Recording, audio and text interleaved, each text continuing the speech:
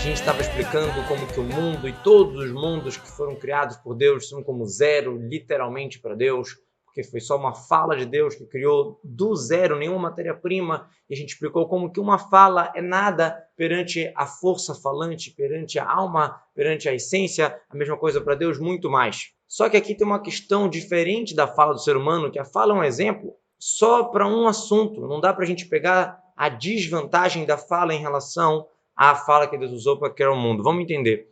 A gente sabe que a característica de Deus não é igual à do ser humano. O ser humano, quando ele fala, então, realmente, o calor, a expressão que a pessoa usou, ele é sentido. Ele sai para fora e é sentido como algo separado. Por mais que ele tenha a origem na própria alma, mas ele sai. Agora, Deus, a fala dele não sai dele. Não existe nada fora dele. Não tem como sair de Deus. Não tem nenhum espaço que está livre, vazio de Hashem. Então, a fala dele não é igual à nossa fala. Igual como a gente sabe que o nosso pensamento não é igual ao pensamento de Hashem. Como Deus escreve que meus pensamentos não são o pensamento de vocês. Quer dizer, não só que Deus tem um nível mais profundo. É outra classe, outro estilo. O caminho é muito mais alto que o caminho de vocês. Quer dizer, outra coisa.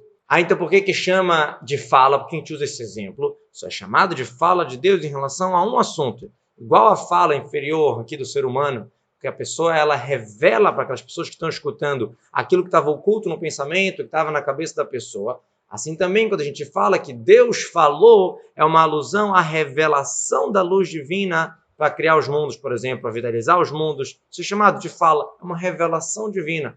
E assim também as 10 falas que Deus usou para criar o mundo, e toda a Torá, os profetas, as escrituras, quando os profetas trazem um dito de Deus para a gente, porque foi revelado para eles, Deus falou com eles, quer dizer, Deus se revelou para eles. Não é uma fala igual a nossa fala com a boca, não tem nada a ver, é só um exemplo. Então, na questão, no quesito revelação, realmente é um exemplo da fala de Deus. Deus criou o mundo, quer dizer, Deus revelou sua luz para criar o mundo. Mas nesse sentido que existe na fala física, que é a separação da fala, do ser falante, isso não existe em Deus, porque não tem como separar, não tem nada fora de Deus.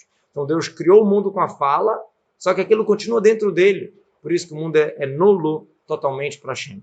Então, quando a gente fala, modo de falar sobre fala e pensamento de Deus, na verdade elas estão unidas em Hashem.